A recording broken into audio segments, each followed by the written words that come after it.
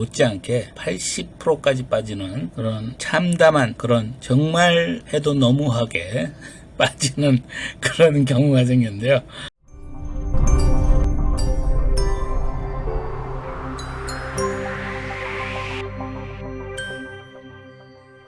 안녕하세요. 정말 오래간만에 찾아뵙네요. 제가 마지막으로 방송한 게 거의 2년이 됐으니까 정말 오래간만이고요. 개인적으로 건강에도 좀 문제가 있었고 여러 가지 사정에 의해서 방송하지 못했습니다. 사과를 드리고요. 그런데 이렇게 마켓이 엉망이죠. 정말 엉망이네요. 여러분들도 잘 아시다시피 우크라이나 전쟁 때문이기도 하고 또 그 전쟁 전부터 이 코비드의 영향으로 이 물류 대란이 있었죠. 물류 대란에 의해서 어려운 점도 많았고요. 또한 그동안 풀어놓은 공적 자금도 너무 많아가지고 이 인플레이션에 압력을 줬죠. 인플레이션을 잡기 위해서 또 이제 급격하게 이자율을 또 올리는 바람에 이건 전 세계적인 추세죠.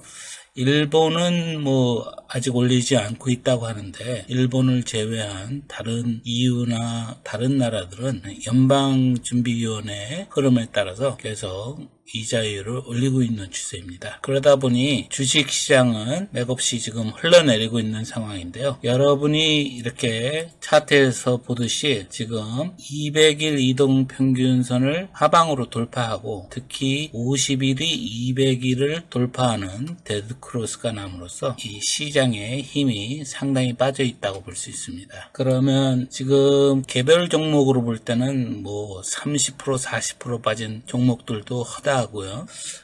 종목에 따라서는 50% 이상 빠진 종목들이 상당히 많습니다. 여러분의 폴폴리오는 어떻게 잘 지키고 계십니까? 제 폴폴리오는 이루 말할 수 없을 정도로 엉망입니다. 작년 초인가요? 작년 초부터 제가 원래 비트코인을 좋아했는데 작년 초부터 이 비트코인에 완전히 꽂혀가지고 제가 비트코인에 관련된 채굴을 하는 회사라든지 비트코인 관련 ETF라든지 이 비트코인에 관련된 주식을 많이 거래를 했습니다. 지금도 많이 갖고 있고요. 덕분에 아시다시피 비트코인이 70~80%가 빠지는 사이에 보유하고 있는 주식들도 그에 못지않게 80%까지 빠지는 그런 참담한 그런 정말 해도 너무하게 빠지는 그런 경우가 생겼는데요. 팔 수도 없고 이제는 한마디로 기다리는 수밖에 없는 상황이죠. 그래도 그나마 다행인 것은 이런 몰빵이 아니라 한 곳에 좀 치우치게 하기는 했지만 다른 종목들도 있기 때문에 그래도 다행인 것은 이렇게 단기간에 오르는 마켓에서 폴폴리오의 절반 이상은 따라서 같이 올라주는 효과가 있었기 때문에 제 폴폴리오도 조금씩 나아지는 희망적인 일이 되기도 했습니다. 그러면 앞으로의 주식시장은 어떻게 될까요? 아무도 모르겠죠. 아무도 모르겠지만 우리가 지난 시점을 교훈으로 삼는다면 결과적으로는 주식도 나아지는 시간이 이런 사이클이니까 주식이 좋아지는 순간이 또 올 것이니까요. 미리 손절을 하거나 이익 실현을 해서 나가신 분에게는 정말 축하드리고요. 그러지 못하고 저처럼 많이 묶여있는 분들도 절망하지 마시고 이제 천천히 기다리시면서 새로운 기회를 노려봐야 되지 않나 싶고요. 차트를 보시면 나스닥의 컴파짓 월봉 기준 차트입니다. 이때가 2008년 서프라임 몰기지 사태에 의해서 주식시장이 30% 40% 개별 종목으로는 80%까지도 빠진 그런 상황의 마켓인데요. 사실 그때 우리가 여기서 이 즈음에서 좀 더 샀다면은 하는 그런 생각이 있죠. 물론 뒤돌아보는 것이기 때문에 이렇게 훤히 보이지만은 그 당시에는 보이지 않습니다. 그러면 이 주식시장이 앞으로 어떻게 될 것이냐 우리가 보면요, 물론 장기간으로 보면 이렇게 올라왔습니다. 이 짧은 순간에 이 12, 13년 되는 순간에 정말 주식시장이 많이 올라왔습니다. 이 2008년 로가 컴파짓 기준으로 1300이고 지금 현재 빠졌다 하더라도 12000입니다. 그 정도로 뒤도 안 돌아보고 달려온 마켓인데요. 정말 빠질 만큼 빠졌느냐? 글쎄요. 급격하게 내려간 건 있어도 빠질 만큼 빠진 것 같지는 않습니다. 왜냐하면은 첫 번째는 이자율이 계속 올라가고 있고 9월에도 FOMC 미팅에서 또 0.5%나 0.75%가 다시 인상될 것이라는, 물론 8월에 인플레이션 넘버가 나와야 봐야 더 알겠지만 지금 현재는 0.5%나 0.75%로 예상들을 하고 있거든요. 그런다면은 경기가 위축될 수밖에 없습니다. 경기가 위축된다면은 주식시장은 역시 위축될 수밖에 없는 상황이고요. 이 차트에도 보시다시피 50개월 선을 따라서 12년간 올라왔습니다. 근데 제가 여러 번 영상에서 말씀드렸듯이 이 50개월이나 50일 이 선하고 200개월이나 200일 선하고 이 격차가 사이가 상당히 벌어져 있으면, 이격이 이렇게 많이 나 있으면요, 사실 이것이 돌아가는 성질이 있습니다. 어느 정도 지금 현재는 상승 추세 있지만 이것도 꺾여서 좀 어느 정도까지는 물려주지 않을까 하는 생각이 있습니다. RSI 기준으로는 지금 현재 48.94고요. 아직도 좀 내려가야 되는 룸이 있지 않나 하는 생각이 있고요. 어느 정도 내려가는 힘이 약화되기 시작해야 우리가 그 다음을 볼 수 있지 않나 싶고요. 이 차트는 S&P 500의 월봉 기준입니다. 역시 2008년 서프라임 모기지 사태로 인해서 내려온 하강이 멈추고 올라가기 시작한 지 13년, 14년째 지금 다시 조금 내주고 있는데요. 워낙 많이 달렸죠. 이것도 밑을 보면 736이었어요. S&P 500 기준으로. 그런데 지금 하이가 4,800이니까 어마어마한 원이죠.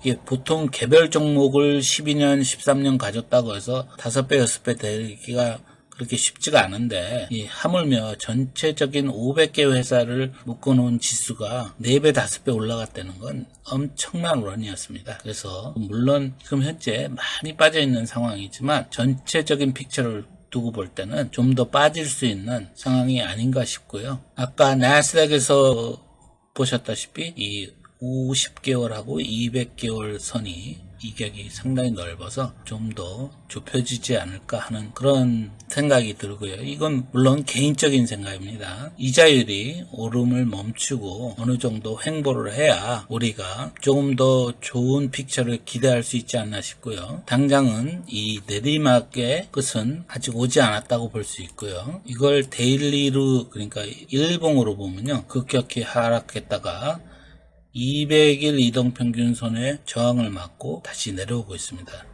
보시다시피 RSI도 51.08이고요. 지금 현재는 팔지 못한 분들은 보유를 하셔야 되고, 또 장기간 가져가신 분들도 보유를 하시되, 이런 마켓일수록 우리가 이 종목을 잘 골라야 됩니다. 종목을 잘 고르는 와중에 물론 옆으로 가거나 밑으로 하방의 압력이 아직도 남은 상황에서는 매수는 사실 굉장히 신중하게 해야 되지만, 팔지 못해서 보유하고 계신 종목들 중에서도 이 회사의 기조가 지금 현재 나가는 기조가 바뀌었다거나 회사가 적자에 있는 회사들은 조금 한번 깊게 고려해 보셔야 됩니다. 매도를 하셔서 이런 하락세에서 좋은 기회들이 많이 나오니까요. 그렇게 현금 보유를 하셨다가 그 정도 상식적으로 많이 빠졌다고 생각했을 때 우리가 새로운 종목, 더 좋은 종목들을 싸게 살 수 있는 기회도 되니까요. 너무 하락에 대한 공포 속에서 지내지 마시고 새로운 기회가 만들어질 수 있다는 것을 염두에 두셔서 이번 기회에 좋은 회사를 싸게 매입할 수 있는 기회다 하는 것도 염두에 두시기를 바라겠습니다. 제가 주식시장이 추가적으로 하락하지 않을까 하는 생각을 갖는 이유 중에 하나가요,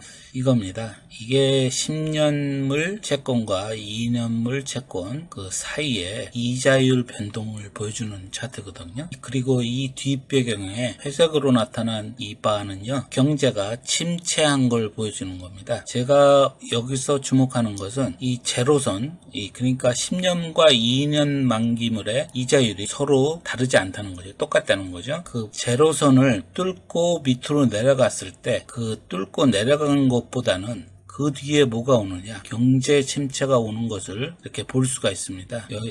여기에도 이것이 2000년대고요. 2000년대에 또 2001년도서부터 경제 침체가 있었고요. 또 이 차트에 보면 2006년, 2007년에 제로선에 있다가 또 2008년, 9년에 이렇게 경제 침체가 있었고요.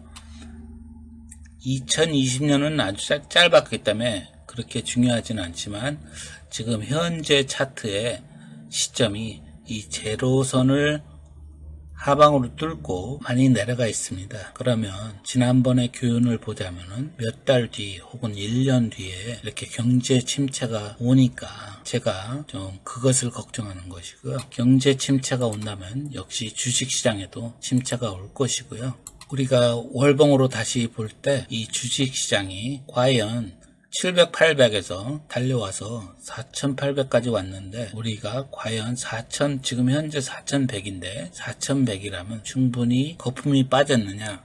아직 그렇게 보기는 힘들고요. 또 아시다시피 각국의 유럽의 나라들이나 미국, 일본들의 부채 상황을 볼 때 정말 더 이상 공적 자금이 풀린다는 것은 자기들도 힘들 거예요. 그만큼 물론 돈을 프린트하면 된다 하지만은 아시다시피 돈을 프린트하면은 인플레이션을 넘어서 하이퍼 인플레이션까지 될 수 있기 때문에 우리가 그들도 공적 자금에 대한 고민이 많을 것이라고 생각합니다. 그러니 일단 어느 정도 거품이 많이 빠져줘야 되고요. 물론 그 사이사이 주식은 일직선으로 움직이지를 않으니까 사이사이 움직임은 있겠지만 전방적인 추세는 아직도 내려가고 있지 않나 말씀드리는 것이고요. 이렇게 그 사이사이에도 좋은 기회들이 많으니까 우리가 사이사이를 이용해서 장기간으로 홀드할 것은 홀드하고 또 새로 사서 어느 정도 매매 차익을 노릴 만한 것은 노릴 수 있지 않나 싶고요. 근본적으로 이 마켓이 상향 추세로 200일 이동평균선이 상향 추세로 다시 바뀌어야 됩니다. 그러니까 바뀌려면은 일단은 이 50일 이동평균선이 200일 이동평균선을 뚫고 상향하는 그런 모습을 보여야 진정으로 이 마켓이 떨어지는 것이 어느 정도는 멈추지 않나 안심할 수 있는 단계가 되는 거고요. 또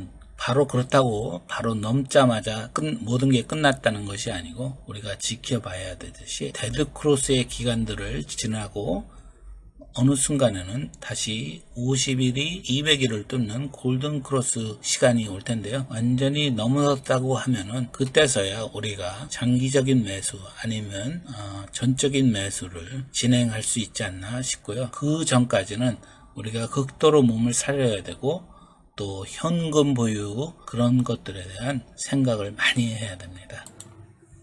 자, 한국 주식도 좀 볼까요? 이게 코스피 컴파짓인데요. 코스피 지수인데 데일리로 보지 말고 또 우리가 월봉으로 보자면은 월봉은 이렇습니다. 아직까지 코스피도 200개월 선 상승 추세선을 잘 지켜내고 있습니다. 마지막으로 테스트한 게 2020년 2월이었는데요. 2020년 2월에 테스트를 한 다음에 사상 최고치를 만들었었죠. 이 코스피 주식도 사상 최고치에서 빠지기 시작해서 50개월 선을 돌파하고 다시 상승하려다가 지금 현재 저항으로 맞지 않나 싶고요. 이 코스피도 미국이나 지금 경제 상황에 의해서 다시 내려와서 200개월을 한번 테스트를 해주지 않을까 하는 생각이 있고요. 물론 말씀드렸듯이 그렇다고 해도 그 사이사이 이런 기회가 없는 것이 아니니까요. 이 기회를 보면서 조금씩 우리가 해볼 수 있고요. 또 특히 월봉 기준으로 RSI가 30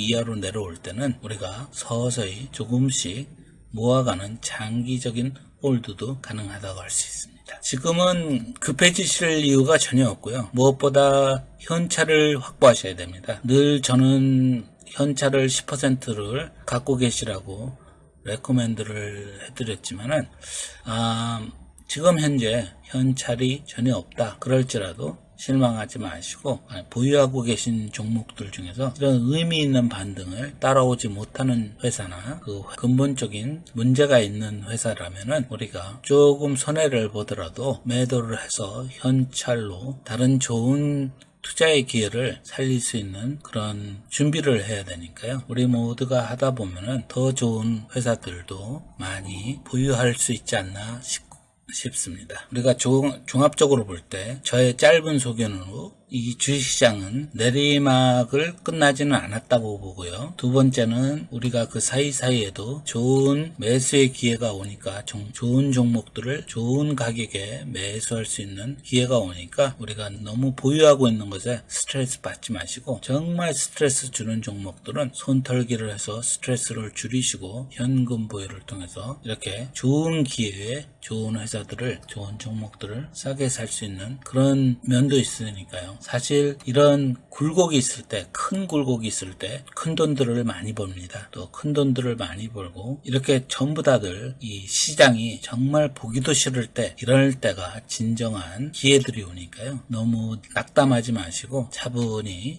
현금 보유를 늘려가면서 기회를 포착하는 것이 아주 중요하다고 할 수 있습니다. 말은 이렇게 해도 저도 이렇게 말은 이렇게 해도 제가 제 스스로 그것을 못해서 제 채널 이름이 12%인 것 같이 제가 제 스스로를 감정을 컨트롤 잘 못해요. 이렇게 오랫동안 주식이 내려가면 다시 올라간다는 것을 뻔히 알 정도로 오랜 기간 동안 주식을 했어도 늘 당합니다. 왜 당하냐면은 역시 올라갈 때는 그 욕심이 또 내려갈 때는 그 좌절감이 일찍 매도를 하거나 너무 일찍 매수를 하거나 이런 실수들을 반복을 합니다. 이렇게 수십 년이 지나도 이런 반복을 하는데 그게 아마 사람이지 않나 싶어요. 물론 그것보다 조금 더 감정을 배제하고 조금 더 기계적으로 트레이드를 할 수 있다면 조금 더 나아지지 않나. 아마 그런 사람들이 이런 방송에서 나오는 이런 전문가 이런 사람들이 아닌가 싶고요. 그렇다고 그 사람들의 말을 듣고 행동하는 것은 이미 늦습니다. 아시다시피 방송을 통해서 주식이 좋다 하는 것은 이미 그들은 다 갖고 있다는 소리고요. 오히려 올라가도 많이 못 올라가니까 조심해야 되고 오히려 이렇게 다들 나쁘다 할 때 우리가 좋은 보석들을 찾을 수 있는 기회가 있으니까요. 너무 하지 마시고 저 또한 이 채널 이름답게 12%의 그 마음으로 돌아가서 차근차근 조금씩 이루도록 해보겠습니다.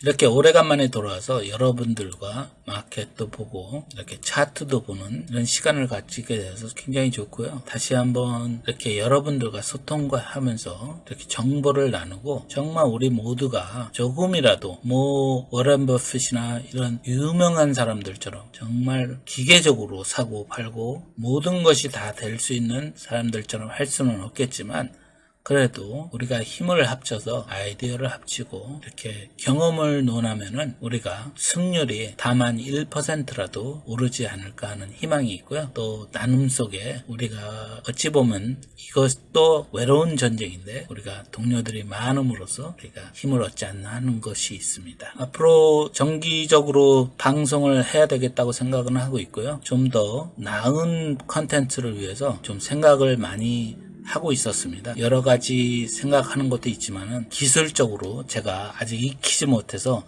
못하는 것도 있고요. 그것은 빠른 시간 내에 익혀서 제가 여러분들과 소통을 더 많이 하고 더 유익한 방송이 될 수 있도록 노력할 테니까요. 여러분들도 참여를 많이 해주셔야 됩니다. 참여를 많이 해서 내 종목은 어떤지 우리가 같이 전문적이지는 못하겠지만 우리가 같이 고민해보고 같이 차트도 보고 할 수 있는 시간도 가질 수 있고요. 또 여러분들이 앞으로는 이런 종목이 좋지 않을까요 하는 아이디어나 좋은 것들을 우리 채널에 속한 모든 가족들이 나눈다면은 좀 더 나은 투자의 생활을 이어갈 수 있지 않을까 생각하고요. 좀 더 성공적이지 않을까 생각합니다. 어쩌다 보니 늘 기계적으로 말씀드리지만 여러분들의 구독과 좋아요, 특히 댓글 많이 힘이 됩니다. 많이 힘이 되니까 여러분들이 적극적으로 도와주시고요. 또 이 영상이 내 주위 분들에게 도움이 되겠다 싶으면 같이 공유를 해주시면 더욱 감사하겠습니다. 앞으로 함께 만들어가는 채널을 운영하고 싶고요. 여러분들과 함께하는